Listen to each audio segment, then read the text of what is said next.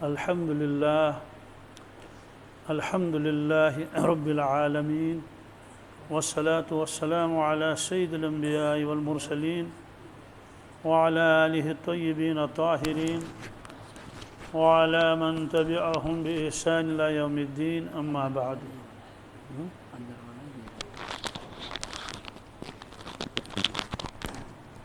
قال الله تبارك وتعالى في القرآن المجيد: أعوذ بالله من الشيطان الرجيم، بسم الله الرحمن الرحيم.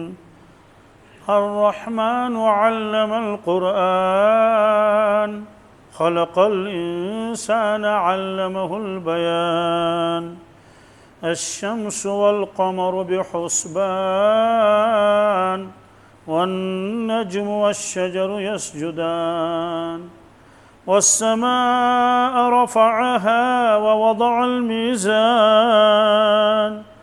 ألا تطغوا في الميزان، وأقيموا الوزن بالقسط ولا تخسروا الميزان.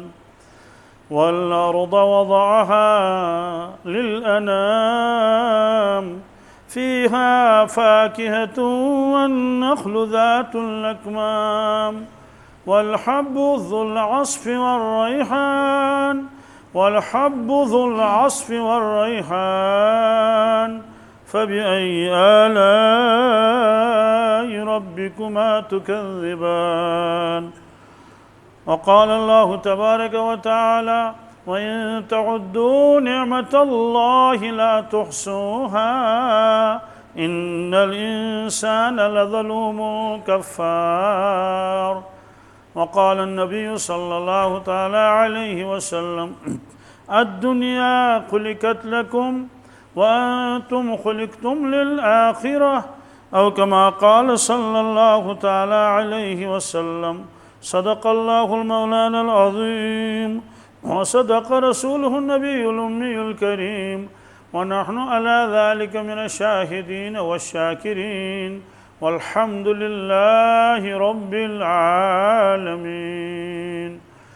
اللهم صل على سيدنا محمد وعلى آل سيدنا محمد وأصحاب سيدنا محمد وبارك وسلم عليهم. اللهم صل على سيدنا محمد وعلى آل سيدنا محمد وأصحاب سيدنا محمد وبارك وسلم عليهم.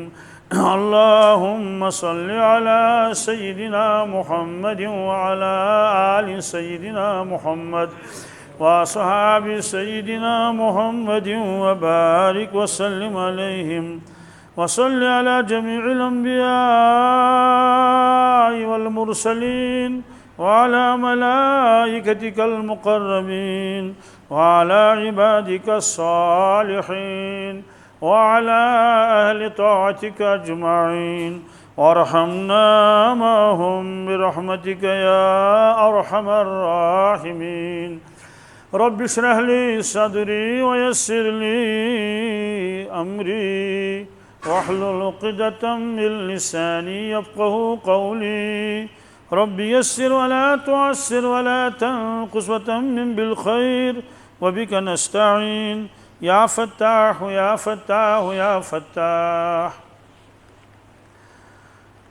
سورہ رحمان کی کچھ ابتدائی آیتیں میں نے آپ حضرات کے سامنے تلاوت کی. سورہ رحمان کے بارے میں ارشاد فرمایا حضرت رسول اللہ صلی اللہ علیہ وسلم نے، یہ عروس القرآن ہے. سمجھانے کے لیے فرمایا تاکہ لوگوں کو بات سمجھ میں آئے کہ یہ قرآن پاک کی دلہن ہے. اس کو دلہن کے ساتھ تشبیہ دی. دلہن کو زیورات پہنائے جاتے ہیں، اچھے کپڑے پہنائے جاتے ہیں، اس کا بناؤ سنگار ہوتا ہے، اس کے ہاتھوں میں مہندی لگائی جاتی ہے.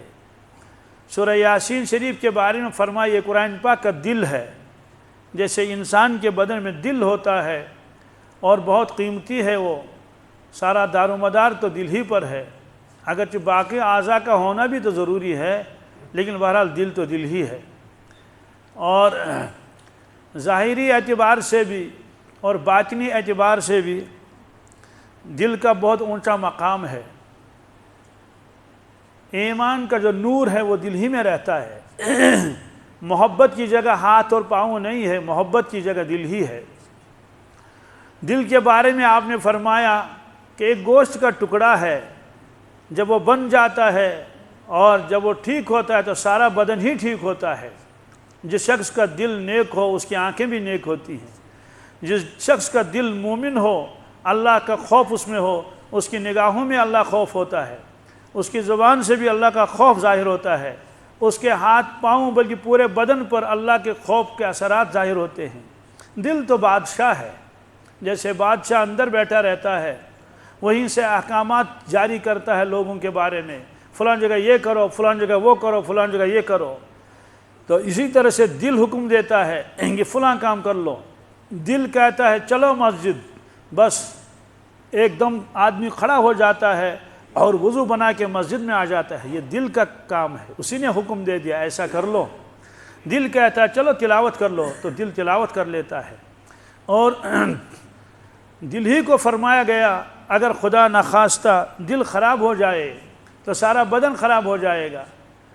تو جس کا دل خراب ہو اس کی زبان بھی خراب ہوتی ہے، جس کا دل خراب ہو اس کی آنکھیں بھی خراب ہوتی ہیں، جس کا دل حسد سے بھرا ہوا ہو اس کے ہاتھ پاؤں بھی ہمسائے کو، اپنے بھائیوں کو تکلیف پہنچاتے ہیں۔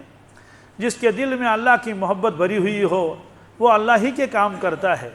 جس کے دل میں اللہ کے نبی صلی اللہ علیہ وسلم کی محبت بھری ہوئی ہے وہ محبت ہی کے کام کرتا ہے۔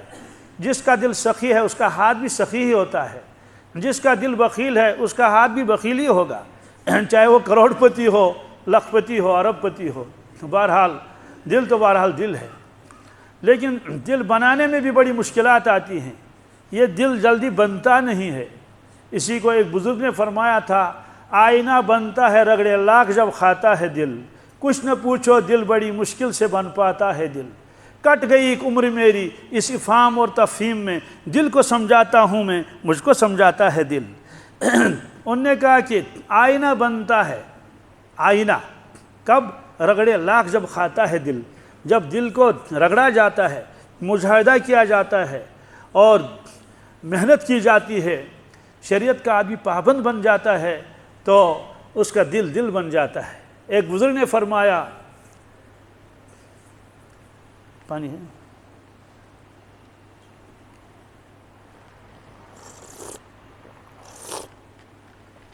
شکر ہے درد دل مستقل ہو گیا، اب تو شاید میرا دل بھی دل ہو گیا۔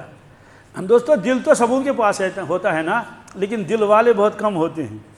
دل تو سبوں کے پاس ہے نا، لیکن دل والے بہت کم ہوتے ہیں۔ ایک حدیث میں ہے کہ اللہ تبارک تعالیٰ روزانہ ہر بندے کے دل کی طرف 70 مرتبہ نگاہ ڈالتے ہیں۔ کتنی مرتبہ؟ 70 مرتبہ دل کو دیکھتے ہیں، اس کا دل کہاں ہے؟ نماز پڑھتا ہے اس وقت بھی دیکھتا ہے دل کہاں ہے، یہاں ہی ہے یا اور کہیں ہے۔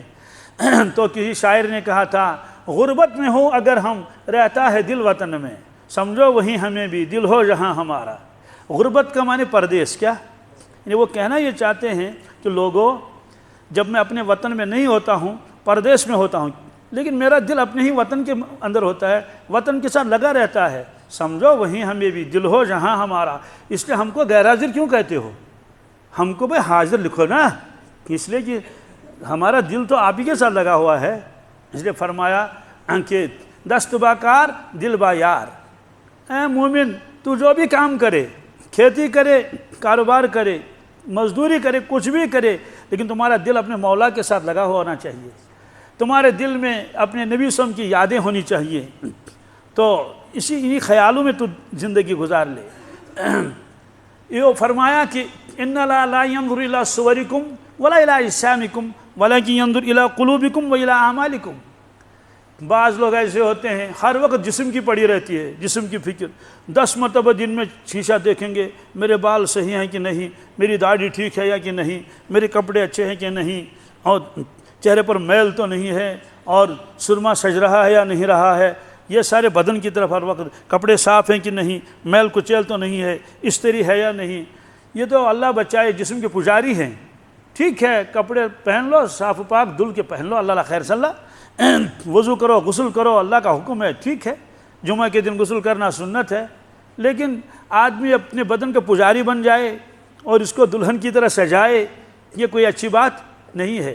تو بعض لوگ تو بس اسی چکر میں رہتے ہیں کہ ہر وقت جسم جسم، اور یہ دیکھتے ہیں کہ میں کمزور تو نہیں ہوا ہوں، اسی فکر میں رہتے ہیں۔ تو فرمایا کہ لوگوں، اللہ تبارک تعالیٰ تمہارے جسموں کی طرف دیکھتا ہی نہیں، کیا کون کالا ہے کون گورا ہے، اور ولا الی اجسامکم، تمہارے جسموں کی طرف بھی نہیں دیکھتا ہے کون 5 فٹ ہے کون 5.5 ہے کون 6 فٹ ہے، نہیں، ولاکن ینظر الی قلوبکم، البتہ اللہ تبارک تعالیٰ تمہارے قلوب کی طرف دیکھتا ہے، تمہارے دلوں کی طرف دیکھتا ہے، وَإِلَىٰ أَعْمَالِكُمْ، اور پھر تمہارے اعمال کو بھی دیکھتا ہے، کیا تمہارے اعمال کو بھی دیکھتا ہے، کون کتنے اعمال کرتا ہے، اور اگر کرتا ہے تو کس کے لیے کرتا ہے۔ ایک بزرگ سے میری ملاقات ہو گئی، اور اس کو جو اپنے شیخ سے ملاقات ہوئی تھی، پہلی ملاقات، تو شیخ نے اس سے فرمایا تھا نصیحت، فرمایا کہ آج کے بعد تم جیو گے اللہ کے لیے، کیا آج کے بعد تم جیو گے، جو کام کرو گے اللہ کے لیے کر لو، بس اپنے نفس کے لیے بالکل کچھ بھی نہیں۔ اس لیے ان کی کیفیت ایسی ہوتی ہے، وہ کھانا کھاتے ہیں تو اللہ کے لیے، سوتے ہیں تو اللہ کے لیے، نماز تو ہے ہی اللہ کے لیے، یعنی ان کی نیتیں ایسی ہوتی ہیں، خالص نیت۔ تو 70 مرتبہ اللہ تعالیٰ بندے کی دل کی طرف دیکھتے ہیں، اس کا دل کہاں ہے، اس کا دل، اس لیے نمازوں کو خشوع و خضوع کے ساتھ پڑھنا چاہیے۔ ایک حدیث میں ہے کہ آخر زمانے میں نمازی ہوں گے جیسے جمعہ کے دن ہوتے ہیں، اگرچہ فجر میں نہیں، فجر میں محققین نے لکھا ہے کہ فجر میں صرف 3%، یعنی 3%، 100 میں سے 3 جماعت کے ساتھ نماز پڑھ لیتے ہیں، کچھ تو گھر ہی میں ہی پڑھ لیتے ہیں، اور کچھ تو مسجد میں پڑھتے ہیں لیکن جماعت ختم ہونے کے بعد، کچھ تو طلوع آفتاب کے بعد پڑھتے ہیں، کچھ تو پڑھتے ہی نہیں، نعوذ باللہ من ذالک۔ یہ محبت کی کمی ہے، یہ یقین کی کمی ہے۔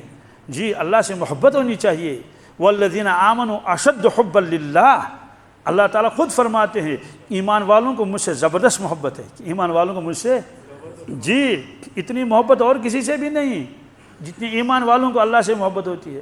دنیا میں تکالیف بھی آتے ہیں، اگر بالفرض اللہ بچائے کسی کا کوئی گزر بھی جائے، جوان بیٹا گزر جائے، وہ اللہ سے ناراض نہیں ہوتا، وہ کہتا ہے تو میرے مقدر میں تھا، یہ تو میرے برخلاف دوسروں کے، جس کو اللہ کے ساتھ تعلق نہیں، ایمان نہیں ہے اور تقدیر پر یقین نہیں ہے، وہ ناراض ہو جائے گا اپنے معبود سے، جو بھی اس کا معبود ہو اس کا نام لینا پسند نہیں کرے گا۔ لیکن ایمان والا کیا کہتا ہے، انا للہ و انا الیہ راجعون، یہ تو میرے مقدر میں تھا اور ہم سب اللہ کے لیے ہیں اور سب کو ایک ایک کر کے وہیں جانا ہے، وہ اللہ سے ناراض نہیں ہوتا۔ والذین آمنوا اشد حبا للہ، اللہ کی جب محبت آتی ہے تو کیفیت ہی دوسری ہوتی ہے، دوسری کیفیت ہے، مخلوق سے بھاگتا ہے، مخلوق سے۔ یہی وجہ ہے کہ یہ اہل اللہ اور اولیاء کرام یہ بستیوں سے بھاگتے تھے اور دور تنہائیوں میں رہتے تھے۔ تو حضرت خواجہ صاحب ایک بزرگ گزرے ہیں، انہوں نے فرمایا کہ تمنا ہے کہ اب ایسی جگہ کہیں ہوتی، اکیلے بیٹھے رہتے یاد ان کی دل نشیں ہوتی، اکیلے بیٹھے رہتے وہیں اللہ اللہ کرتے، اتنا مزہ آتا اللہ اللہ کرنے میں۔ اور بزرگوں کے بارے میں لکھا ہے ایسی محبت ان غالب آتی ہے اللہ کی، وہ چاہتے ہیں کاش میرے کمرے میں میرا اہل عیال بھی نہ ہوتا، کیا میرا اہل عیال بھی نہیں ہوتا۔ کبھی فرماتے ہیں ہر تمنا دل سے رخصت ہو گئی، اب تو آ جا، اب تو خلوت ہو گئی، ایک تو سے کیا محبت ہو گئی، ساری دنیا سے ہی نفرت ہو گئی۔ تو بہرحال مومن کی یہ کیفیت ہونی چاہیے، کوئی ایک وقت نکالے اس میں سب ذہن سے نکال دے، بس اپنے اللہ کی یادوں میں رہے۔ بہرحال یہ دل ایک عجیب و غریب جگہ ہے، اور فرمایا کہ اس دل میں تجلی آتی ہے، کیا آتی ہے؟ جی الہامات ہوتے ہیں، انوارات و برکات آتے ہیں، اور دل ہی پر فیصلہ ہوگا۔ وَحُصِّلَ مَا فِي الصُّدُورِ، لوگوں کے دلوں کو کھولا جائے گا محشر کے میدان میں۔ دیکھو دل میں کیا ہے، دل میں ظاہر سی بات ہے ایمان بھی دل میں ہی ہوتا ہے، اللہ بچائے نفاق بھی دل میں ہی ہوتا ہے، محبت بھی دل ہی میں ہوتی ہے، نفرت بھی دل ہی میں ہوتی ہے۔ یہ دل ایک عجیب و غریب چیز اللہ نے بنائی ہے، تو ایک دوسرے کی محبت یہ بھی دل میں ہی ہوتی ہے۔ تو بہرحال سورہ یاسین کو فرمایا یہ قرآن پاک کا دل ہے، کیا ہے؟ پھر فرمایا میری تمنا ہے، میری آرزو ہے کہ میرے ہر امتی کے سینے میں سورہ یاسین ہو، یعنی ہر ایک امتی کو زبانی یاد ہو سورہ یاسین۔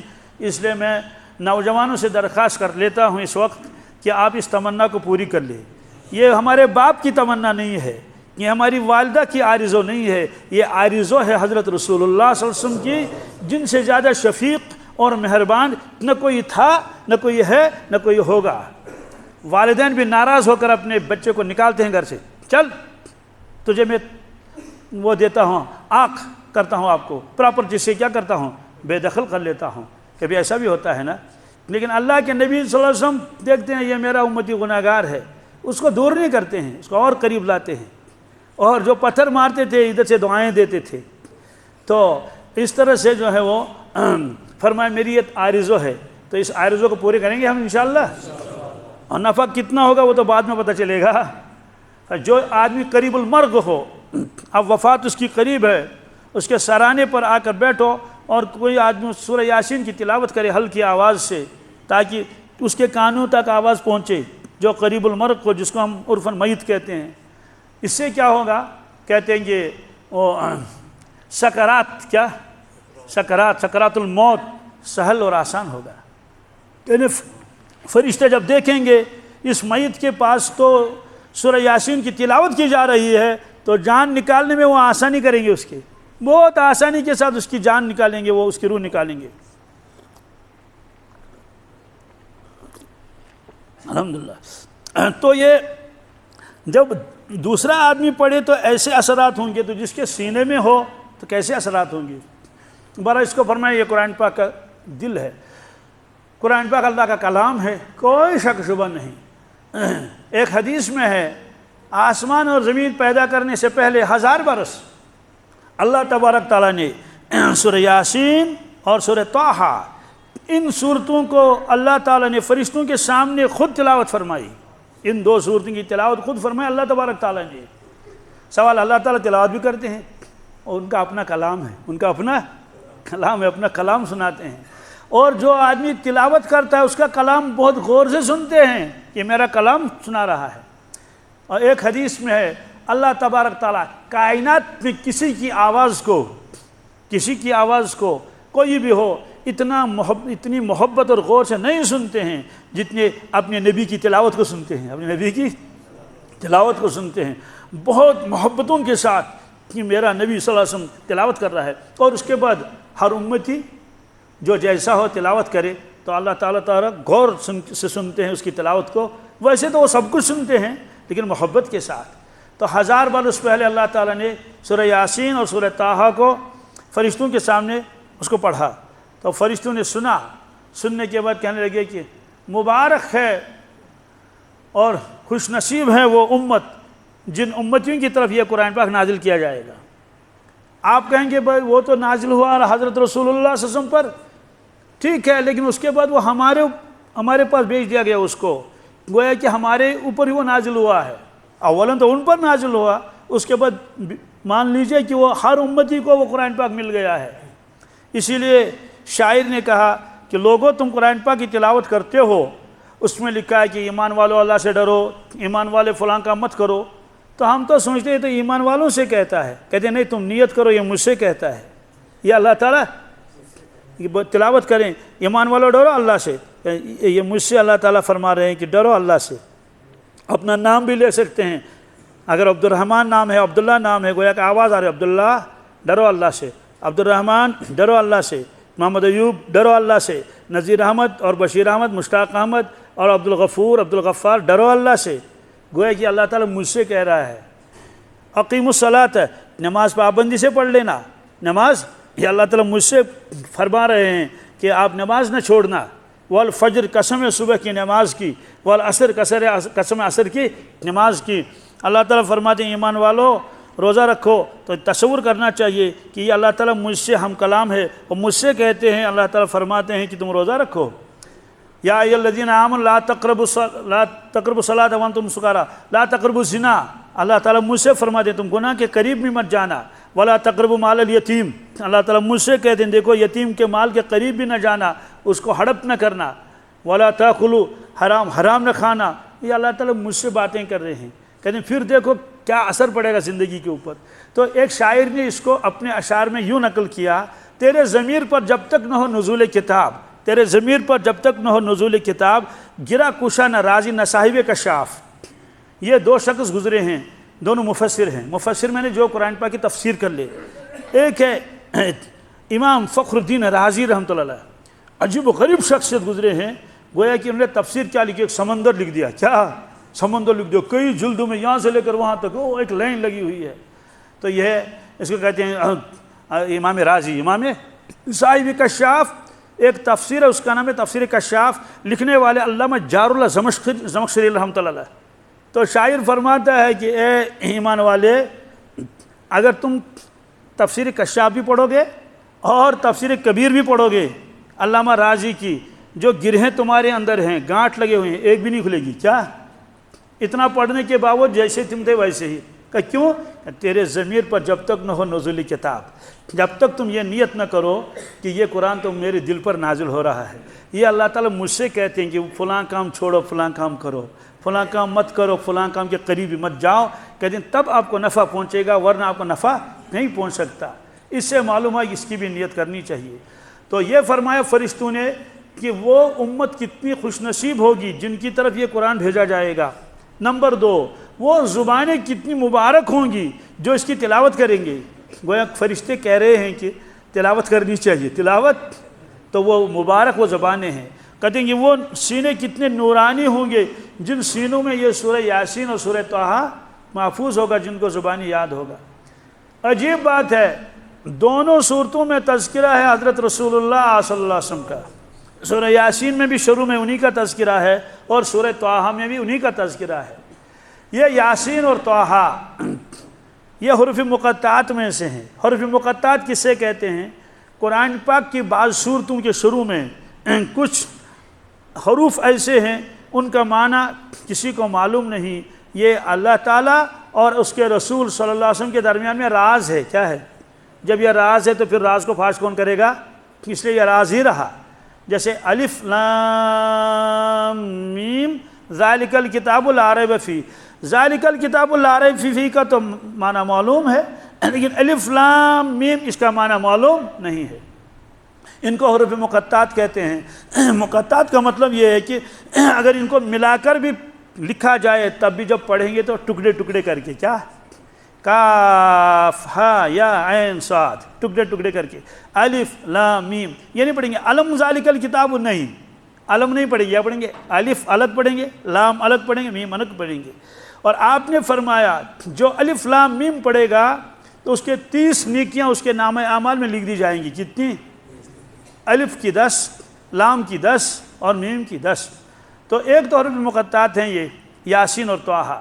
دوسرا ہے کہ یہ نام مبارک ہیں حضرت رسول اللہ صلی اللہ علیہ وسلم کے, 2 نام مبارک.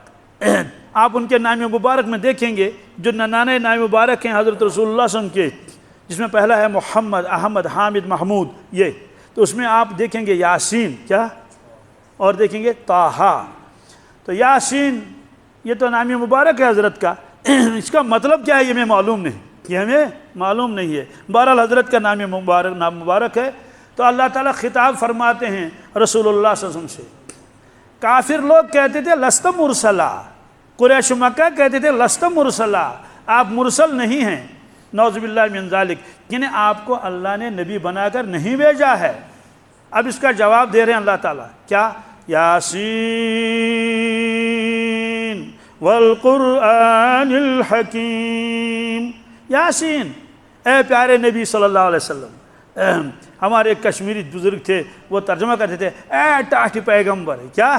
اے ٹاٹھی پیغمبر. والقرآن الحکیم, قسم تم حکمت والی قرآن, قسم ہے مجھے قرآن کی جو حکمتوں سے بھرا ہوا ہے. تو قسم کھا کر اللہ تعالیٰ فرماتے ہیں کیا؟ انک لمن المرسلین, بے شک یقیناً آپ مرسلین میں سے ہیں. کیا ہے؟ تو وہ کہتے تھے کہ نعوذ باللہ آپ تو گمراہ ہیں. اللہ تعالیٰ قسم کھا کر فرماتے ہیں علی صراط مستقیم, ہم قسم کھا کر فرماتے ہیں کہ آپ صراط مستقیم پر ہیں. وہ لوگ کہتے تھے یہ تو قرآن پاک خود بناتا ہے پھر اس کے لکھواتا ہے لوگوں سے. تو اللہ تعالیٰ نے فرمایا نہیں, تنزیل العزیز الرحیم, یہ آپ کا کلام نہیں ہے, اس کو نازل کیا ہے اللہ نے جو عزیز بھی ہے اور تنزیل عزیز رحیم بھی ہے. کیوں نازل فرمایا؟ کیا وجہ اس کی؟ فرمایا لِتُنذِرَ قَوْمًا مَا أُنذِرَ آبَاؤُهُمْ فَهُمْ غَافِلُونَ، یہ وجہ بتائی۔ الحمدللہ کیا ہے اس کا مطلب؟ اس کا مطلب ہے کہ ہم نے یہ قرآن پاک آپ پر نازل فرمایا تاکہ آپ ان لوگوں کو سمجھائیں، ان لوگوں کو واعظ پڑھیں، ان کو ڈرائیں۔ کس کو؟ قومن، اس قوم کو ما انذر آباؤہم، جو ان کے آبا و اجداد ہیں، دادے ہیں اور پردادے ہیں اور کون کون ہیں، ان کے پاس کوئی سمجھانے والا نہیں آیا، بتانے والا نہیں آیا، اس لیے ان کا عقیدہ خراب ہو گیا، ان کے اعمال خراب ہو گئے، یہاں تک کہ وہ خانہ کعبہ کا طواف کرنے لگے ننگے۔ کیوں؟ وہ کہتے تھے ان کپڑوں میں ہم نے گناہ کیا ہے، اس لیے ان کپڑوں کو پہن کر کیا طواف کریں گے۔ ہاں اگر قریشی کوئی ہم کو کپڑا دے دے گا، قریشی جو وہاں کا مجاور ہے، تو تب تو ٹھیک ہے، لیکن لوگ زیادہ ہوتے تھے، مجاور کم، کپڑے ہی نہیں تھے، اس لیے شیطان نے کہا بھائی تم کو تو طواف تو کرنا ہی کرنا ہے، لیکن کپڑے موجود نہیں ہے، وہ تو سب لوگوں نے لے لیے۔ مجاور کہتے تھے ہمارے پاس جو تھے تو وہ لے گئے سب، تو وہ ننگے طواف کرتے تھے۔ اور کیا کیا کرتے تھے؟ بچیوں کو زندہ دفن کرتے تھے۔ یہ تو تصور میں بھی نہیں آ سکتا کہ کیا کوئی شخص اپنے اولاد کو زندہ دفن کرے، لیکن تو قرآن مجید میں اس پر ایمان لانا ضروری ہے۔ بہرحال فرمایا تاکہ ڈرائیں آپ، سمجھائیں آپ، بتائیں آپ اس قوم کو کہ آپ سے پہلے صدیوں تک میں نے اور کسی کو سمجھانے کے لیے نہیں بھیجا۔ اس سے معلوم ہوا جب کوئی سمجھانے والا نہیں ہوتا ہے، بتانے والا نہیں ہوتا، سکھلانے والا نہیں ہوتا ہے تو گمراہی پھیلتی ہے۔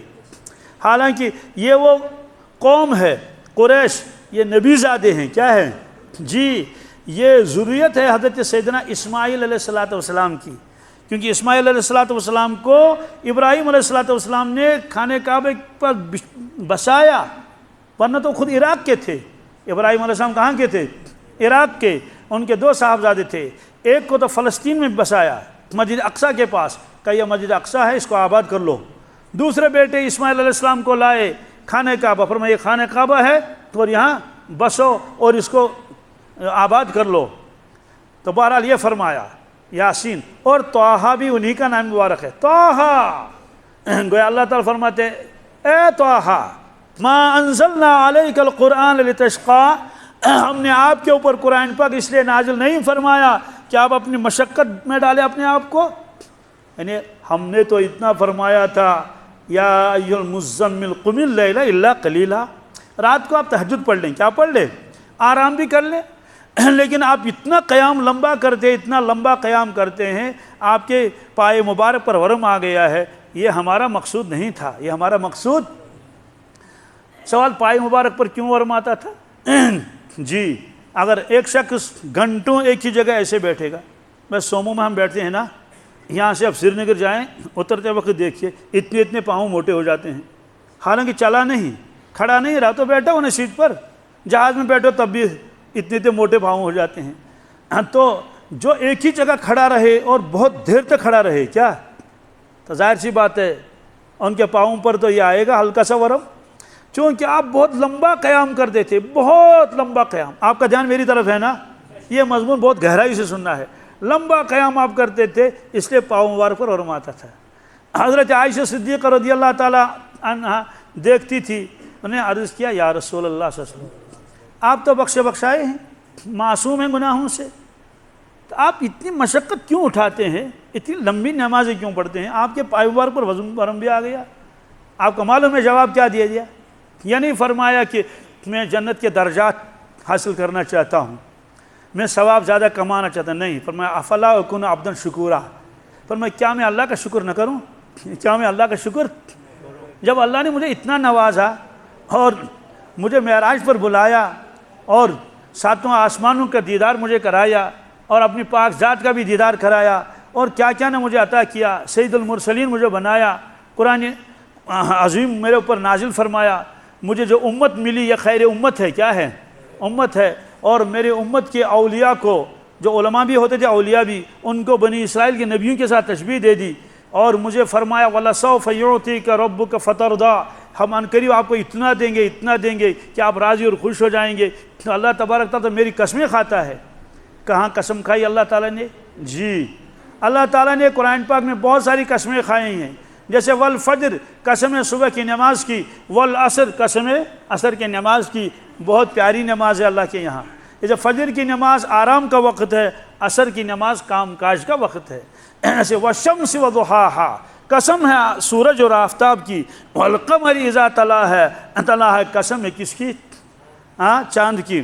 تو ایک جگہ اللہ نے قسم کھائی اللہ کے نبی صلی اللہ علیہ وسلم کی، فرمایا کہ لعمرک، کیا اس کا مطلب ہے آپ کے جان عزیز کی قسم، کیا آپ کے؟ دوسرا ترجمہ آپ کے زندگانی کی قسم، آپ کے زندگانی کی قسم۔ تک کہا میں شکر گزار نہ بندہ نہ بن دوں، مطلب تو میں اسی لیے بہت عبادت کر لیتا ہوں۔ تو اللہ تعالیٰ نے منع فرمایا، طٰہٰ ما انزلنا علیک القرآن لتشقیٰ، اے طٰہٰ ہم نے آپ پر قرآن پاک اس لیے نازل نہیں فرمایا کہ آپ مشقت میں پڑھ لیں۔ دوستو غور کرنا چاہیے، ہمارے نبی کریم صلی اللہ علیہ وسلم کی تو پاؤں مبارک ورم آتا تھا، اور ہم فجر کے لیے نہیں آتے ہیں، فجر ہی پڑھتے نہیں، 5% فجر پڑھ لیتے ہیں، 3 فجر جماعت کے ساتھ۔ تو اللہ تعالیٰ فرمائیں گے کہ 3% 100 میں سے 3 نمبر آ گئے آپ کو، کتنے؟ تو ہمارا بچہ اگر اسکول میں پڑھتا ہو اور اس کے ہر کتاب میں 100 میں سے 3 نمبر آئے ہوں، کتنے؟ وہ فیل ہوگا یا پاس ہوگا؟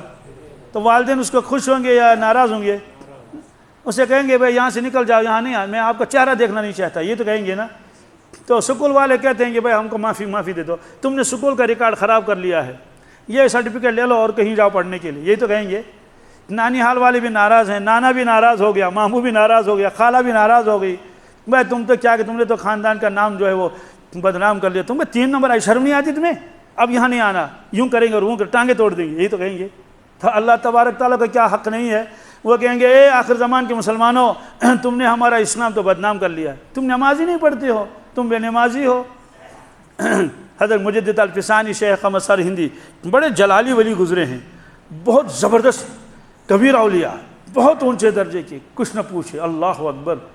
وہ مکتوبات میں فرماتے ہیں آج سے 400 سال پہلے، کیا وہ جہانگیر کے زمانے میں تھے، کس کے؟ تو جلال میں کہتے ہیں کہ اے وقت کے مسلمان، نعوذ باللہ من ذالک، کیا تم اللہ تبارک تعالیٰ کو جھوٹا کہتے ہو، سمجھتے ہو کہ اس کی وعدوں اور وعیدوں پر آپ کو وہ اعتماد ہی نہیں ہے؟ تو بہرحال یہ فرمایا کہ آپ اتنی نماز کیوں پڑھتے ہیں؟ تو اس کا جواب بھی لکھا ہے تو مجدد الفسانی شیخ احمد سرہندی نے بہت عجیب و غریب نقطہ لکھا ہے، آپ کا دھیان میری طرف ہے نا۔ حضرت نے لکھا ہے کہ اللہ کے نبی صلی اللہ علیہ وسلم تشریف لے گئے معراج میں، کس میں؟ تو اس میں 2 قسموں کی روایتیں ہیں، 2 قسموں کی، ایک کہ اللہ کا دیدار کیا، اللہ کا دیدار نہیں کیا، دونوں طرف سے علماء گئے ہیں۔ تو لیکن اولیاء کرام بالخصوص حضرت پیران پیر شیخ عبد القادر جیلانی رحمۃ اللہ اور حضرت مجدد الفسانی رحمۃ اللہ اور ہمارے اکابر، وہ اس طرف گئے ہیں کہ اللہ کے نبی صلی اللہ علیہ وسلم نے اللہ تبارک تعالیٰ کو اپنی انہی چشمان مبارک سے دیکھا۔ تو اب جب دیکھا، زیارت کی، تو موسیٰ علیہ السلام راستے میں بیٹھے، کہا ملاقات ہو گئی، کہا کہ اللہ تعالیٰ نے آپ کو کیا دے دیا امت کے لیے؟ کہا 50 نمازیں، کتنی؟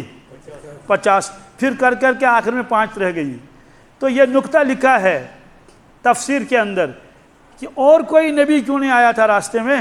ابراہیم علیہ السلام بھی تو مل سکتے تھے نا دوبارہ، یہ بار بار موسیٰ علیہ السلام کیوں وہاں بیٹھے رہتے تھے؟ کہتے اصل موسیٰ علیہ السلام نے دنیا میں اللہ تعالیٰ سے درخواست کی تھی، رب ارنی انظر الیک، یا اللہ میں آپ کا دیدار کرنا چاہتا ہوں۔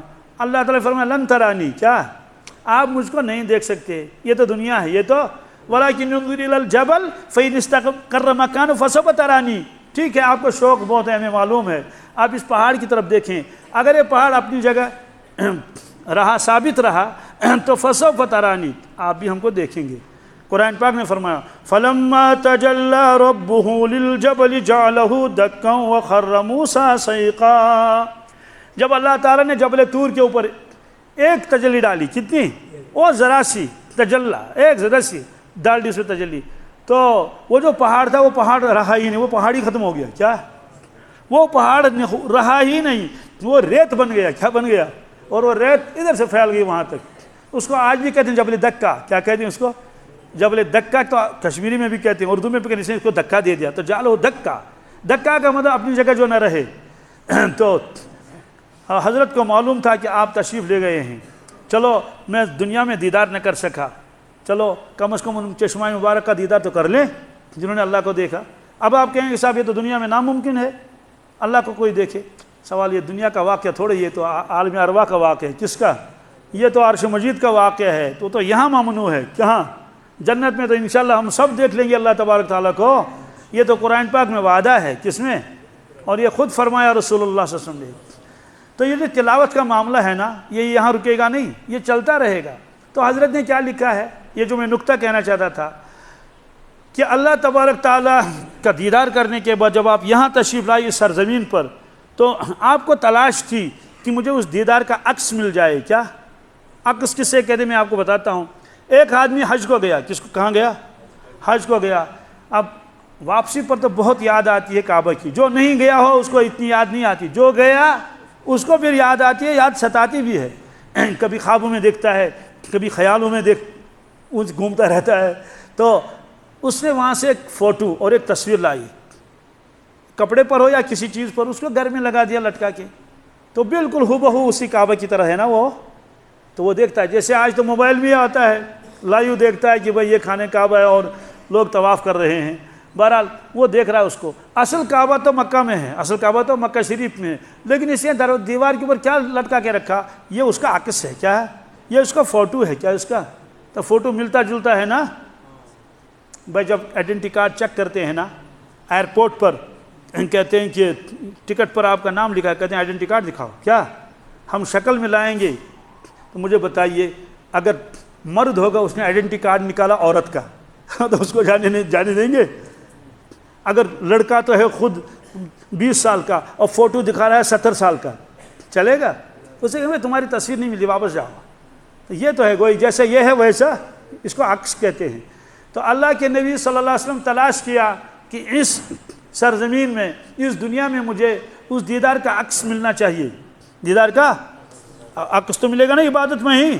اب انہوں نے بہت تلاش کیا تو وہ عکس ملا نماز میں۔ کس میں؟ عکس کس میں ملا؟ نماز میں۔ اسی لیے فرمایا جعلت قرۃ عینی فی الصلاۃ، میرے آنکھوں کی ٹھنڈک، چشمہ مبارک کی ٹھنڈک کو رکھا گیا نماز میں۔ مطلب تو ہے کہ جب میں نماز پڑھتا ہوں تو میرے چشمہ مبارک کو ٹھنڈک محسوس ہوتی ہے۔ دل مبارک نہیں کہا، کیا؟ تو دونوں مل گئے، چونکہ وہاں بھی چشمہ مبارک سے دیدار کیا، یہاں فرماتے ہیں اس میں میرے چشمہ مبارک کی کیا ہے؟ ٹھنڈک ہے۔ تو بہرحال یہ جو تلاوت کا سلسلہ ہے یہ کبھی ختم نہیں ہوگا، یہ کبھی، باقی ساری کتابیں ختم ہو جائیں گی، کچھ بھی نہیں رہے گا سوائے قرآن مجید کے۔ تو اللہ تعالیٰ جنتیوں سے فرمائیں گے جنت میں، اے جنتیوں ٹھیک ہو، اچھے سے ہو؟ یا اللہ بہت ٹھیک ہے۔ تو پہلے اللہ تعالیٰ سلام کریں گے۔ کیا کریں گے؟ کس کو؟ جنتیوں کو۔ سلام بھی کیسا ہوگا؟ کہیں گے السلام علیکم یا عبادی، السلام علیکم میرے بندو تم پر سلام ہو۔ کیا ہو؟ سلام سن کر کیا لوگ جھومیں گے، سبحان اللہ۔ سوال یہ کہاں لکھا ہے؟ یہ سورہ یاسین میں لکھا ہے۔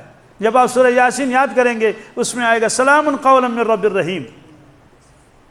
انسان اللہ کی نافرمانی کرتا ہے، افسوس اتنے خیر سے اپنے آپ کو محروم کرتا ہے۔ دنیا ہے ہی کتنی دنوں کی۔ اس لیے ایک شاعر نے کہا کہ لطف دنیا کے ہیں کئی دن کے لیے، لطف دنیا کے ہیں کئی دن کے لیے، کھونا جنت کے مزے ان کے لیے۔ یہ کیا اے دل تو یوں سمجھ تو نے ناداں گل دیے تن کے لیے۔ کہ اے انسان تو دنیا کے لطفوں کی خاطر یہ سب کام کرتا ہے، یہ کتنے دنوں کے لیے یہ لطف ہیں؟ کتنے دنوں کے لیے آپ وہ جو ہے کریں گے اور گھومیں گے اور وہ کریں گے اور یہ کریں گے اور موج اڑائیں گے؟ کتنے دنوں کے لیے؟ کھونا جنت کے مزے ان کے لیے۔ اگر تم نے ایسا کیا تو جنت کے مزے کہاں ملیں گے آپ کو؟ جنت ہی نہیں ملے گی، جنت کے مزے کہاں ملیں گے؟ یہ کیا اے دل تو یوں سمجھ، اگر تو نے ایسا ہی کیا، ایسے ہی کرتا رہی ہو تو نے ناداں گل دیے تن کے لیے۔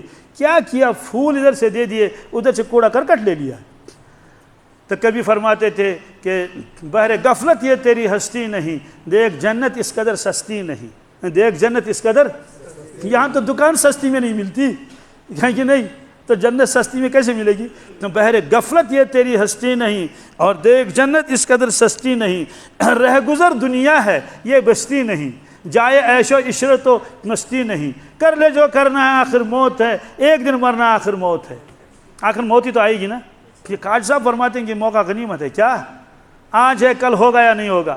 تو اس لیے اللہ تعالیٰ فرمائیں گے جنت میں پہلے سلام فرمائیں گے، پھر اس کے بعد جو ہے کلام فرمائیں گے کہ آپ خیریت سے ہو، ٹھیک ہو، کیا حال ہے؟ اللہ الحمدللہ الحمدللہ الذی اذهب عنا الحزن ان ربنا لغفور شکور، کہیں گے الحمدللہ، تمام تعریفیں اللہ کے لیے ہیں جس نے ہمارے غم دور کیے، اذهب عنا الحزن، جس نے ہمارے غم دور کیے، ان ربنا لغفور شکور، بڑا معاف کرنے والا ہے، بڑا قدردان ہے، ہماری ٹوٹی پھوٹی نماز بھی قبول ہو گئی ہے، ہمارا الٹا سیدھا ذکر بھی قبول ہو گیا ہے، بڑا قدردان ہے، بڑا، تو یہ وہاں کہیں گے۔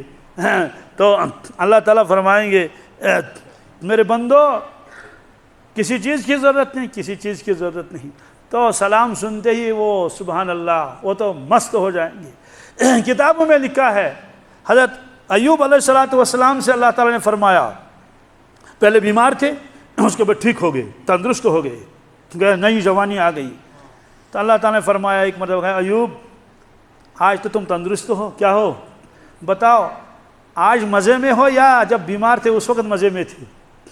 انہوں نے کہا یا اللہ آج تو جسمانی تکلیف کوئی نہیں ہے، صحت مند ہوں، لیکن وہ چاشنی اور مزہ آج نہیں، وہ چاشنی اور مزہ، وہ لطف آج نہیں۔ کہا کیوں؟ کہا آپ تو 2 مرتبہ مجھے صبح اور شام کو خبر لیتے تھے، کیا جیسے بیمار کو خبر لیتے ہیں نا، تو صبح آواز آتی تھی ایوب ٹھیک ہو، کیا حال ہے؟ تو کہا صبح آواز آتی تھی، شام تک میں اس میں مست رہتا تھا، تو جسم کی تکلیف محسوس ہی نہیں ہوتی تھی، میں مست رہتا تھا، کیا عجیب آواز ہے۔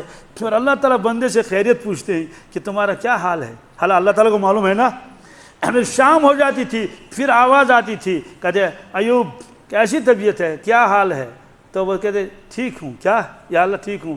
اللہ نے خود فرمایا کہ نعم العبد انا وجدناہ صابرا، کتنا بہترین بندہ ہے، ہم نے اس کو بہت آزمایا لیکن اس کو صابر پایا، اس کو کبھی شکایت بھی نہیں کی۔ تو اللہ تعالیٰ نے فرمایا کہ بتاؤ آج مزے میں ہو یا اس وقت؟ انہوں نے کہا مزہ تو اسی وقت تھا۔ کہا کیوں؟ کہا صبح اور شام آواز آتی تھی، اور جب سے وہ بیماری دور ہو گئی تو وہ آواز ہی بند ہو گئی، وہ آواز آنا ظاہر سی بات ہے، جب آدمی بیمار ہو تو ہمسائے بھی آتے ہیں نا اس کی عیادت کے لیے، ہمیں بیمار کا یہ کیا حال ہے، لیکن جب دیکھا وہ دکان پر دکانداری کر رہا ہے اور کھیت میں جا رہا ہے اور گھاس کاٹ رہا ہے اور کیا کیا، تو اس کو کون عیادت کے لیے جائے گا؟ تو کہا جب بیمار تھا تو آپ عیادت کر لیتے تھے، جب تندرست ہو گیا اب عیادت نہیں، اب تو اللہ کی آواز میں کیسا مزہ ہوگا۔ پھر اللہ تعالیٰ فرمائیں گے جنتیو کسی چیز کی ضرورت تو نہیں؟ سب کہیں گے یا اللہ کسی چیز کی ضرورت نہیں۔ آہا ہا کیا جنت ہے، سبحان اللہ۔ جنت آباشد ان کی آزار نباشد، جنت آباشد کی آزار نباشد، کسیرا با کسے کارے نباشد، سبحان اللہ۔ جنت ایک ایسی چیز ہے کوئی کسی کا محتاج ہی نہیں ہوگا، کیا کوئی کسی کا، نہ کوئی کسی کو تکلیف پہنچائے گا، نہ کوئی تکلیف نہیں۔ سوال ہے کہ دنیا میں بھی تو بہت سارے مالدار ہوتے ہیں، کہتے ہیں ہم کسی کے محتاج نہیں۔ انہوں نے کہا اچھا اگر نان بھائی صبح روٹی نہیں بنائے گا تو تم محتاج ہو اس کے، اگر کسائی بیڑ ذبح نہیں کرے گا تو تم کہاں سے گوشت لاؤ گے، اگر کپڑا نہیں ملے گا، جوتا نہیں ملے گا، اگر پیٹرول نہیں ملے گا، کیا تم کیا پانی ڈال کے جاؤ گے رامبن اور وہاں سری نگر کہاں جانا ہے، جموں؟ تو ظاہر سی بات ہے، تو اس کا مطلب دنیا میں کون آدمی ایسا جو کسی کا محتاج نہ ہو؟ گاڑی والا سواریوں کا محتاج ہے، انتظار کرتا ہے اور آوازیں لگا رہا ہے، بھائی جموں جموں جموں چلو، سری نگر چلو، فلاں جگہ چلو، اور سواریاں انتظار میں رہتی، سومو کب آئے گا ہم بھی چڑھ جائیں۔ تو ڈاکٹر انتظار میں ہے، بیمار کب آئیں، کیا اگر کوئی نہیں جائے گا تو دکان بند کرے گا نا، بیمار بھی انتظار میں، ڈاکٹر صاحب کب آئے گا، وہ اس کو دیکھے گا، اس کو بخار ہو گیا ہے۔ تو بادشاہ رعایا کا محتاج ہے، اگر رعایا نہ رہے بادشاہ کس کا رہے گا؟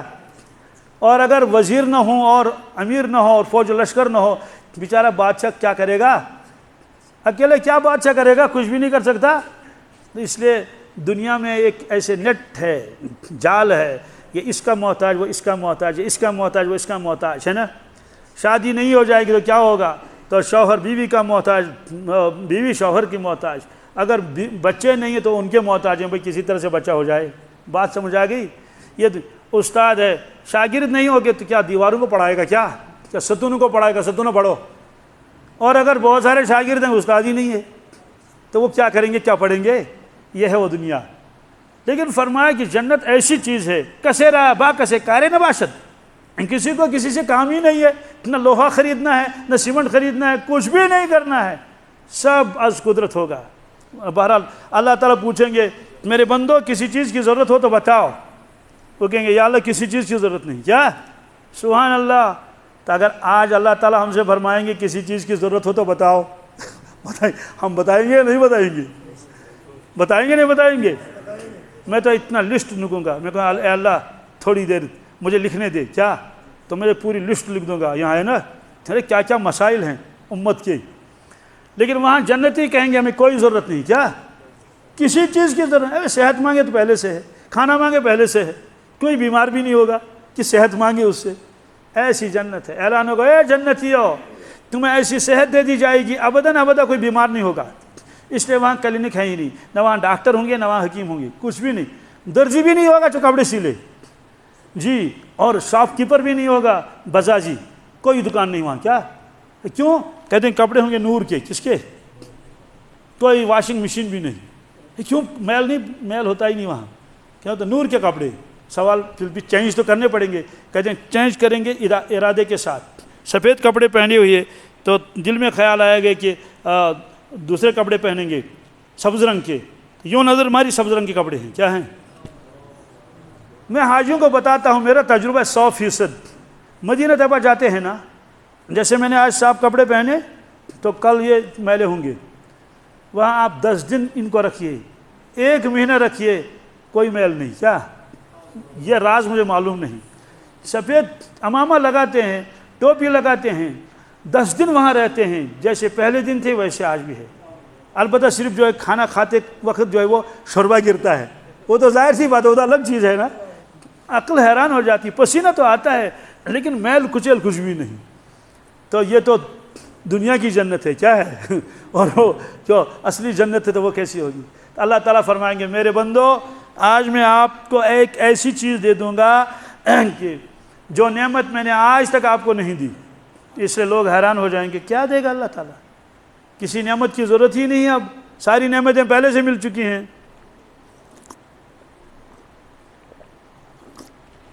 الحمدللہ۔ تو اللہ تعالیٰ فرمائیں گے میرے بندو دنیا میں تم قرآن پاک کی تلاوت کرتے تھے، کیا کرتے تھے؟ میں سنتا تھا، آج میں تلاوت کروں گا، آپ سن لو،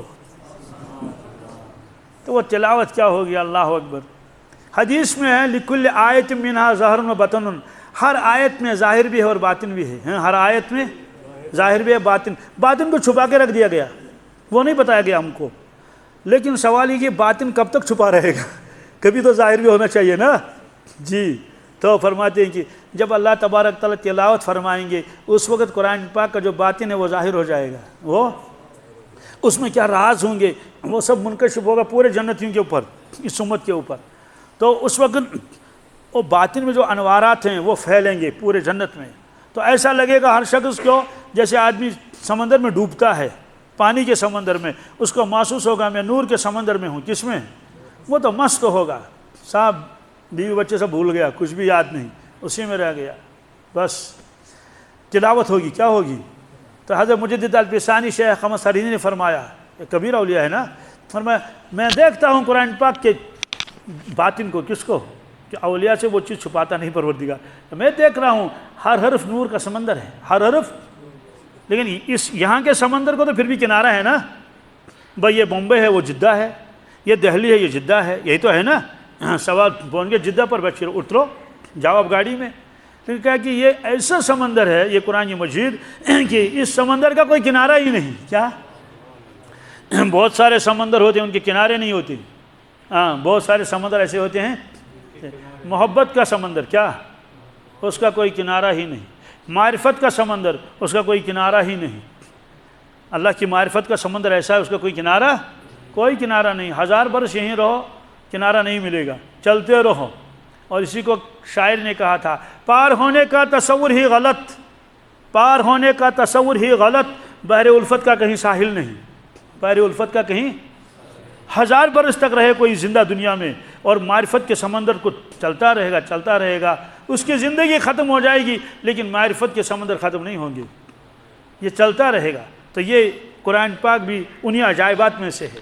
اور حضرت شاہ ولی اللہ سے محدث دہلوی نے فرمایا دنیا میں تو بہت سارے شاعر ہیں، شاعر میں اللہ کی نشانی، اللہ کی نشانیاں، لیکن 4 نشانیاں بڑی ہیں. کتنی؟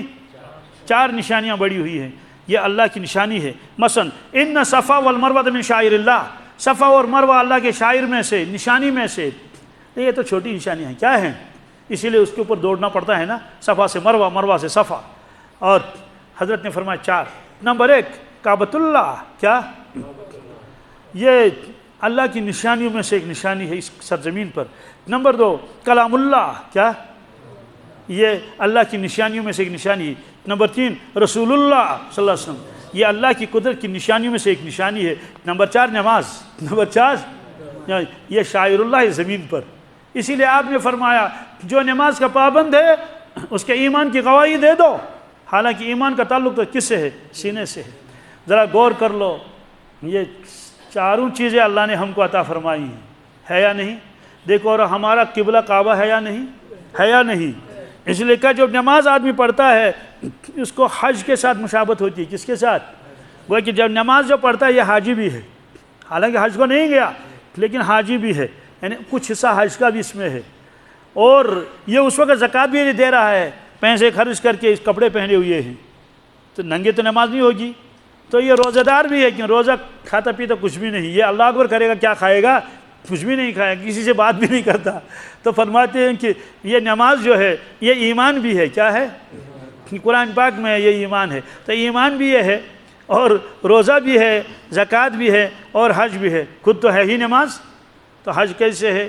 جب تک یہ کعبۃ اللہ کی طرف رخ نہ کرے اس کی نماز قبول نہیں. صحیح ہے یا غلط ہے؟ تو دیکھو اللہ نے ہم 4 چیزیں عطا فرمائی. کیا اللہ نے کعبہ نہیں دیا ہم کو؟ صبح پڑھتے ہیں نا رضینا باللہ تعالی ربا وبالاسلام دینا وبمحمد صلی اللہ علیہ وسلم نبیا ورسولا وبالقرآن اماما وبالکعبۃ قبلۃ وبالصلاۃ فریضۃ وبالمؤمنین اخوانا. دیکھو اس میں 4 چیزوں کا تذکرہ ہے. کیا ہے؟ کیا شان ہے، سبحان اللہ. حضرت میری کبیر میر سید علی حمدانی رحمۃ اللہ کی اور عجائبات ہیں اس میں اوراد شریف میں. بہرحال یہ فرمائی اتنی چیزیں ہم کو اللہ نے دی. کعبہ دیا نہیں؟ کہہ دیا. کلام اللہ بھی دیا نہیں دیا؟ گھروں میں یہاں رکھا ہوا ہے. اور رسول اللہ سب بھی دیے صلی اللہ علیہ وسلم، نماز بھی دے دی. اب رہائی کیا؟ اس لیے فرمایا کہ سورہ رحمان قرآن پاک کی دلہن ہے. کیا ہے؟ یعنی یہ ایسا سجایا ہے اللہ تعالیٰ نے جیسے ہم لوگ دلہن کو سجاتے ہیں. کس اعتبار سے؟ نعمتوں کا تذکرہ ہے اور فصاحت و بلاغت اعلیٰ درجے کی ہے. سنتے ہی مزہ آتا ہے. آپ کسی قاری صاحب کی زبان سے سورہ رحمان سن لو پھر دیکھو کیا مزہ آتا ہے نا؟ جو واقعی قاری ہو. ہم جیسا ہوگا تو ظاہر سی بات ہے پھر ایسا مزہ تو نہیں آئے گا، لیکن کوئی بھی قرآن پاک کو پڑھے کیا عجیب ہے، پھر خاص سورہ رحمان کو. بہرحال فرمایا کہ یہ تو قرآن پاک کی دلہن ہے. اور اس سورہ رحمان میں اللہ تبارک تعالیٰ نے نعمتوں کا تذکرہ کیا ہے. آپ کا دھیان میری طرف ہے نا؟ دنیاوی نعمتوں کا تذکرہ بھی ہے، مرنے کے بعد جو نعمتیں ملیں گی جنت کا اس میں تذکرہ ہے کہ میں نے آپ کو یہ دیا، میں نے آپ کو وہ دیا، میں نے آپ کو یہ دیا. لیکن عجیب بات ہے اللہ تعالیٰ شکایت بھی کرتے ہیں. کیا کرتے ہیں؟ کس کی؟ انسانوں کی اور جنات کی. انسانوں کی اور کیا شکایت؟ فَبِأَيِّ آلَاءِ رَبِّكُمَا تُكَذِّبَانِ، یہ شکایت ہے. اور 31 مرتبہ شکایت کی اللہ نے اس صورت میں. کتنی مرتبہ؟ کیونکہ فَبِأَيِّ آلَاءِ رَبِّكُمَا تُكَذِّبَانِ کتنی جگہ ہے؟ 31 جگہ. اللہ تعالیٰ کیا فرماتے ہیں؟ اے جنوں اور انسانوں، اے جنوں اور میں نے تم کو اتنا نوازا، اتنی نعمتیں دے دی، تم کتنی نعمتوں کی ناشکری کرو گے؟ کیا کبھی شکر نہیں کرو گے؟ کبھی شکر نہیں کرتے. اتنی نعمتیں میں نے تمہیں دی، صرف کہتے ہو اس کو ملا ہے مجھے نہیں ملا. ہومن چھو ایشن کی لال نے چھگتل کیا ایشو کام ہوئی. کبھی شکر کر لیتے اور کہتے تھے یا اللہ آپ کا شکر ہے. اور سب سے بڑی نعمت میں نے ایمان آپ کو عطا کی ہے، کبھی ایمان پر بھی شکر کر لیتے کہ شکر ہے اللہ کو اس نے مجھے ایمان دیا. بس صرف کہتے ہیں کہ بس ڈھونڈ کے مسکرا جائے وہ، بس یہی نعمتیں تم کو بڑی نعمتیں نظر آتی ہیں کہ اخروٹ کتنے ہیں اور سیب کتنے ہیں اور دکان کیسی چل رہی ہے. یہ نعمتیں تو اللہ تعالیٰ نے قارون کو بھی دی تھی نہیں دی تھی؟ یہ نعمتیں تو فرعون کو بھی دی تھی اور نمرود کو بھی دی تھی، سب کو. لیکن سب سے بڑی نعمت جو اللہ اپنے بندوں کو دے وہ ایمان ہے. کیا ہے؟ اس لیے فرمایا کہ اے جنوں اور انسانوں کس کس نعمت کا تم ناشکری کرو گے؟ اب سوال ہے کہ اب نعمتوں کا شمار کر رہا اللہ تعالیٰ. یہ آخری کلام ہے، دھیان میری طرف ہے نا؟ ہاں آخری کلام کیا؟ الرحمن. اب نعمتیں شروع ہو جائیں گی. علم القرآن. سبحان اللہ. سب سے بڑی نعمت جو اللہ تعالیٰ کے نزدیک ہے، اللہ تعالیٰ فرماتے ہیں میری سب سے بڑی نعمت وہ قرآن مجید ہے. کیا ہے؟ کون سی ہے؟ کیوں؟ قرآن مجید سے بندوں کو اللہ کی معرفت حاصل ہوتی ہے. قرآن مجید پڑھنے سے سمجھنے سے اللہ کے نبی صلی اللہ علیہ وسلم کا مقام ان کی سمجھ میں آ جاتا ہے. قرآن مجید پڑھنے سے ان کے دل کا زنگ دور ہو جاتا ہے، ان کے دلوں میں رسالت کی عظمت آتی ہے، ان کے دل میں آخرت کا یقین آتا ہے. اور فرمایا وَذَكِّرْ بِالْقُرْآنِ مَنْ يَخَافُ وَعِيدٍ. فَذَكِّرْ بِالْقُرْآنِ مَنْ يَخَافُ وَعِيدٍ. یا رسول اللہ صلی اللہ علیہ وسلم قرآن پاک کے ذریعے سے آپ نصیحت کیجئے اپنی امت کو جو ڈرتا ہے وعید سے. تو بہرحال یہ اتنی بڑی نعمت ہے. تو باقی نعمتیں تو بعد میں ہیں. اسے فرمایا الرحمن. تو رحمان کا مطلب کیا ہے؟ سب پر مہربان. کیا؟ سب پر مہربان. اس لیے فرمایا میں سب پر مہربان ہوں اور میں چاہتا ہوں کہ میرے بندے مجھے پہچانیں اور مجھ سے محبت کریں اور مجھ سے ڈریں، مجھ سے میری اطاعت کریں. تو ظاہر سی بات ہے جس نے چشمہ دے دیا نا، تھوڑی سی رعایت کی یا مفت دے دیا. ہم مولویوں کو اکثر چیزیں مفت میں ملتی ہیں نا، کہتے ہیں مفتی صاحب سے کیا ہے موئی. یہ طے ہے بالکل. میں مذاق نہیں کرتا ہوں جی. جتنی چیزیں میرے پاس اس وقت ہیں سب ایسی مفت میں ملی ہوئی. تو چشمے والے نے چشمہ بھی بنایا، کوئی پیسہ نہیں لیا، مانا ہی نہیں. تو یہ تو مجھے یاد رہے گا چشمہ فلاں نے دی، لیکن جس نے آنکھیں دی تھی وہ کیوں نہیں یاد ہے؟ جو موزہ دے گا تو اس کا تو شکریہ، جس نے پاؤں دے دے اس کا شکریہ کیوں نہیں کرتے؟ جو جوتا دے گا تو 1 مہینے تک کہیں گے السلام علیکم، جس نے پاؤں دے دے وہ بھولا کیوں آدمی؟ تو یہ اتنی نعمتیں اللہ تبارک و تعالیٰ دے رہا ہے ہم کو، کھلا رہا رات دن ہے. اس لیے فرمایا کہ میں رحمان ہوں، سب پر مہربان. کیا؟ جب سب پر مہربان ہے تو کیا مہربانی کی؟ علم القرآن. اللہ تعالیٰ فرماتے ہیں میرے انسانوں کو اس امت کو قرآن پاک سکھایا. یہ سب سے بڑی نعمت ہے. پھر فرمایا خلق الانسان. میں نے انسان کو پیدا کیا. کیا؟ یہاں ایک علمی نکتہ ہے، ذرا سن لیں. یہاں طلبہ بہت سارے ہیں نا. علمی نکتہ کیا ہے؟ بظاہر تو یہ ہونا چاہیے اللہ سب پر مہربان ہے، اس نے انسان کو پیدا کیا. اللہ سب پر، اس نے انسان کو پھر اندھیرے میں نہیں رکھا، اس کو کتاب بھیج دی. یہی ہونا چاہیے نا. الرحمن خلق الانسان. الرحمن خلق انسان کا تذکرہ پہلے آنا چاہیے کہ اللہ نے انسان کو پیدا کیا، پھر کہنے اسی انسان کو میں نے سکھلایا قرآن پاک. لیکن یہ ترتیب نہیں ہے. ترتیب کیا ہے؟ الرحمن علم القرآن. حضرت الرحمن سب پر مہربان ہے، اس نے قرآن پاک سکھایا. کس کو سکھایا؟ خلق الانسان. تیسری آیت میں فرماتے ہیں اللہ تعالیٰ نے انسان کو پیدا فرمایا. کہتے اس کو مؤخر کیوں کیا؟ کہتے ہیں کہ چونکہ علم القرآن زیادہ اہم تھا، زیادہ اہم تھا. اور یہ بتانا تھا اے انسان تجھے میں نے پیدا کیا دنیا میں صرف کھانے پینے کے لیے نہیں. کیا؟ کھانے پینے سیر سپاٹوں کے لیے نہیں، تجھے میں نے پیدا کیا علم القرآن کے لیے. کس کے لیے؟ کہ تو قرآن پڑھے اور پڑھائے اور سمجھے اس کو. تو جو قرآن پاک پڑھو گے تو میری عظمت تمہارے دل میں آ جائے گی. اسی لیے کہ ایک بزرگ کے سامنے کسی نے کہا تھا کہ زندگی کے 3 نشان. کیا؟ روٹی کپڑا اور مکان. کیا؟ تو اس بیچارے کو تو یہی معلوم تھا کہ ظاہر سی بات ہے دنیا والے تو بہت سارے یہی کہتے ہیں کہ زندگی کے 3 نشان. ایک روٹی ہے. کیا ہے؟ روٹی ہے. پھر چاہے چاول کھا لو روٹی کھا لو، وہ ایک ہی چیز ہے نا. حدیث میں ہے کہ اکرم الخبزہ، لوگوں روٹی کا احترام کرو. کیا؟ کھانے کی تعظیم کرو. جی ایک لقمہ گر جائے اس کو کھا لو، پیالہ پلیٹ کو صاف کر لو. ترمذی شریف میں روایت ہے جو شخص پیالہ اور پلیٹ صاف کر لیتا ہے، انگلیوں کو چاٹتا ہے، تو پیالہ اور پلیٹ وہ اس کو دعائیں دیتا ہے. کیا؟ جی اسے کہتا ہے کہ آتقک اللہ من النار کما آتقتنی من الشیطان. اللہ تعالیٰ تجھ کو دوزخ کے آگ سے نجات دے جیسے تو نے مجھے شیطان سے بچایا. معلوم ہوا کہ اگر برتن ایسا ہی رہے گا نا تو شیطان ہو کر اس کو چاٹنا شروع کر دیتا ہے، اور برتن بھی پہچانتا ہے یہ شیطان ہے، بہت گندا ہے، بہت نافرمان ہے. اس لیے کبھی بھی اپنے پیالے اور پلیٹ کو ایسے نہیں چھوڑنا چاہیے، جو پورا صاف کرنا چاہیے. اور حضرت عائشہ صدیقہ رضی اللہ تعالیٰ عنہ فرماتی ہیں جب مہمان کھانا کھاتے تھے اور انہی کے ساتھ آپ صلی اللہ علیہ وسلم بھی کھانا تناول فرماتے تھے، کوئی الگ سے پلیٹ آپ کے لیے نہیں تھا، کیا بادشاہوں کی طرح نہیں، بس جو پلیٹ سامنے آیا کھا لیا۔ ورنہ ہمارے یہاں پلیٹ الگ ہوتا ہے نا، بھائی یہ تو ابو جی کا پلیٹ ہے، اس پر کوئی نہ کھائے، یہ لڑائیاں ہو جائیں گی، میرے پلیٹ میں کس نے کھایا؟ نہیں، آپ فرماتے تھے نا آکل کما یاکل العبد، آپ نے فرمایا میں ایسے کھاتا ہوں جیسے ایک غلام، جیسے ایک بہت عاجزی انکساری کے ساتھ۔ سبحان اللہ، آپ کی جو عبدیت تھی اس کا تو کوئی مقابلہ بھی نہیں کر سکتا۔ تو بہرحال فرمایا کہ جب پلیٹیں واپس آتی تھی، حالانکہ صحابہ کرام بھی چاٹتے تھے، لیکن فرمایا کہ میں پہچانتی تھی یہ وہ پلیٹ ہے، اس میں تناول فرمایا رسول اللہ صلی اللہ علیہ وسلم نے۔ تو راوی نے عرض کیا آپ کو کیسے پتہ چلتا تھا؟ کہ وہ تو کھانا باہر کھاتے تھے نا اس میں برآمدے میں۔ کہا ان تمام پلیٹوں میں سب سے زیادہ پلیٹ جو صاف ہوتا تھا، بالکل کچھ بھی اس میں لکھا ہوا نہیں، ایسا لگتا تھا جیسے کھایا ہی نہیں، جیسے یا دھلا ہوا ہے، وہ پلیٹ ہوتا تھا رسول اللہ صلی اللہ علیہ وسلم کا۔ ایسے پیالے کو صاف کرتے تھے، بہت صاف کرتے تھے۔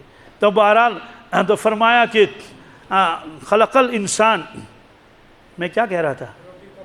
ہاں روٹی، جزاکم اللہ، اللہ تعالیٰ آپ کی عمر میں برکت فرمائے۔ تو روٹی کپڑا اور مکان، تو بزرگ نے فرمایا میرے بیٹے یہ کیا کہا آپ نے؟ یہ ہماری زندگی کی نشانی نہیں، یہ ضرورت ہے۔ کیا ہے یہ؟ ہماری زندگی کی ہماری نشان نہیں ہے، ہمارا وجود اس کی وجہ سے نہیں ہے۔ کہ ہمارا وجود تین چیزوں سے ہے، جب ہم مانیں گے کیا؟ اللہ، محمد اور قرآن۔ اللہ، محمد اور ہمارا وجود تب ہے جب ہم کو اللہ سے تعلق ہو۔ کسی بزرگ نے فرمایا اللہ اللہ ہے تو گویا جان ہے، اللہ اللہ ہے تو گویا جان ہے، ورنہ یارو جان بھی بے جان ہے، ورنہ یارو جان بھی کوئی قیمت نہیں اس جان کی۔ واللہ یہ تو گوشت ہے، کیا ہے؟ جان الگ چیز ہے، تو گوشت ہے۔ گوشت تو بھیڑ بکریوں کا بھی ہوتا ہے، بھینس کا بھی گوشت ہوتا ہے، ہم سے زیادہ وزنی ہوگا۔ کہتے یہ اللہ اللہ اگر ہے آپ کی زندگی میں تو بس پھر تو تمہاری جان جان ہے، ورنہ یاد رکھنا ہاں اللہ اللہ ہے تو گویا جان ہے، ورنہ یارو جان بھی بے جان ہے۔ تو ہماری زندگی کے تین نشانات ہیں، ایک اللہ کا تعلق، کیا ہے؟ اللہ کا تعلق، اور دوسرا رسول اللہ صلی اللہ علیہ وسلم کے ساتھ تعلق، تو وہی ہماری زندگانی ہے کہ نہیں؟ اس لیے قرآن پاک نے فرمایا والعصر ان الانسان لفی خسر، قسم ہے زمانے کی انسان گھاٹے میں ہے۔ دوسرا ترجمہ قسم ہے آپ کے زمانے کی یا رسول اللہ صلی اللہ علیہ وسلم، انسان گھاٹے میں ہے آپ کے زمانے کی، یعنی آپ کا زمانہ نہ ایسے اس سے پہلے ایسا زمانہ تھا، نہ آپ کے بعد ایسا زمانہ آئے گا قیامت تک۔ چاہے لوگ ہوائی جہاز بھی بنا لیں، ریلیں بھی بنا لیں، آسمان پر چڑھ جائیں، قسم ہے مجھے آپ کے زمانے کی۔ ان الانسان لفی خسر، جو آپ کو نہیں مانے گا وہ تاوان میں پھنسے گا، پچھتائے گا، گھاٹے میں ہے۔ تو ظاہر سی بات ہے گھاٹے سے بچنے کے لیے جو عظیم دولت اللہ نے ہم کو دی ہے وہ ہے محمد رسول اللہ صلی اللہ علیہ وسلم۔ اب قرآن کیا؟ سبحان اللہ، یہ قرآن ہے۔ شاعر نے کہا تھا قوم تو قرآن سے ہے، قرآن رخصت قوم گم، صوم تو رمضان سے ہے، رمضان رخصت صوم گم۔ اس کو میں دہراتا ہوں، قوم تو رمضان سے ہے، کیا؟ قوم تو قرآن سے ہے، قوم تو قرآن رخصت قوم گم۔ فرمایا کہ ہمارا وجود قرآن پاک کی وجہ سے ہے۔ کس کی وجہ سے؟ اگر نعوذ باللہ قرآن رخصت ہو گیا ہماری زندگیوں سے تو مردم شماری تو بہت ہوگی لیکن قوم نہیں ہوگی، قوم۔ پھر فرمایا صوم تو رمضان سے ہے، کیا؟ صوم منے روزہ، صوم منے، اور رمضان رخصت صوم گم۔ مجھے بتائیے جب رمضان چلا جائے گا تو روزہ کہاں رہے گا؟ تو رمضان بھی گیا، روزہ بھی گیا۔ آپ نے شاعر نے فرمایا کہ اگر قرآن گیا تو قوم بھی گئی۔ یہ ہماری تین چیزیں ہیں۔ اللہ تبارک تعالی ہم کو پہچان عطا فرمائے، اپنے پاک ذات کی پہچان بھی عطا فرمائے، اور اللہ کے نبی صلی اللہ علیہ وسلم کی عظمت ہمیں عطا فرمائے، ان کی معرفت ہمیں نصیب فرمائے۔ اسی طرح سے اللہ تعالیٰ قرآن پاک کو سمجھنے کی، سمجھانے کی توفیق عطا فرمائے۔ دعا کر لے اللہ تعالیٰ ہمارے تمام مشکلات کو سہل اور آسان کر دے۔